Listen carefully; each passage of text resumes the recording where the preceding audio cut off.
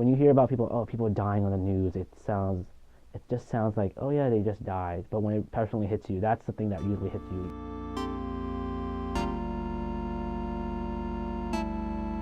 A couple months after my father got diagnosed with cancer, we spent like a day together, just me and him.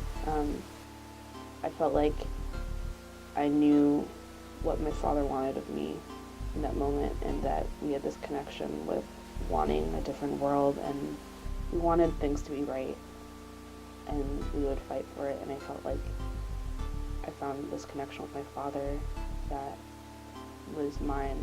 He hugged me and he kept telling me how much he loved me and how I was his little princess, and that if any time I needed him, he was going to be there. For my first communion, I last talked to him on the phone, talking about how he wanted to come over to my first communion because he was in Mexico at that time.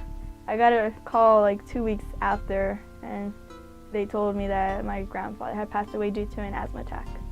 I was preparing myself. I'm saying, if he did pass away, I would prepare myself. Like, I was trying to convince myself that he, passed away, he's gone. But then, like, part of me tries to hang on to him, saying, no, he's not, he's still here. He died at home in our living room. I thought he was still breathing when I saw him. And all those memories actually came down, and I finally felt the whole impact at once. There was actually a time where I tried to commit suicide. So when my grandpa died, it was like the same incident was going on too. It was like, oh my God, my world's crashing down. Like, I'm supposed to be living my childhood. So what I did to cope with it was, yes, I hung out with the wrong crowd. I wish I could have told him, because maybe he would have helped me when I feel like nobody wanted to help me. I was in tears because just seeing him, his body there, like lying in the coffin, and looking at that picture of him being happy, I was thinking, I wish I could have been there when we took that picture. My friends, well, I didn't really like telling them about like, oh, my grandpa died, because like, I have a lot of friends who don't talk to me because I've changed and I can't deal with them. My friends didn't know anything about this because usually I felt like my friends wouldn't really understand what I was going through, so it was like more of a, just keep it to myself.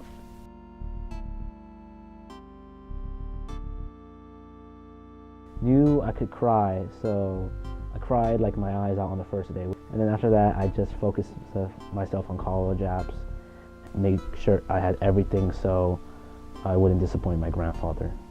I think for teenagers, in my opinion, it's a lot harder for them to let out how they feel. It's more harder for you to let out your emotions, because I don't feel like anyone can really experience what you felt with what you experienced with that person. Hard in that you don't have options. You can't just leave school and drop out without repercussions in your future. Because when you're like a little kid and you know what's going on, you're free to like cry and be angry and punch the wall. I didn't cry at all. I knew I was upset, but at the same time, I just felt like I was in some other place. We're told that we have to be like big people, grown-ups, like, to not cry, not be vulnerable, because, you don't want to seem weak. And when he did pass away, I felt there was a lot of regrets that hit me and that I should have done before he passed away.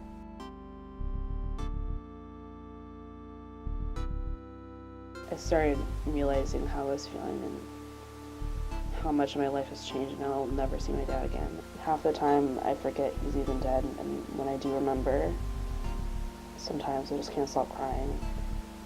I don't think that will really ever leave me, the weirdness of not having him.